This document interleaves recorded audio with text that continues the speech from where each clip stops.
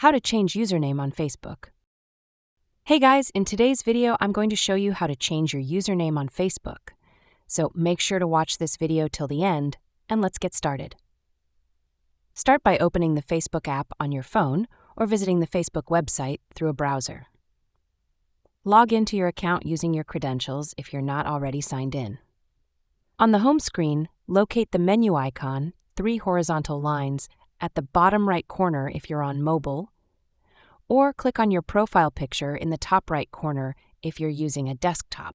Scroll down and select Settings and Privacy, and from there tap on Settings to proceed. Under the Account Settings section, go to Account Center. Tap on the profiles, then choose the Facebook profile of yours.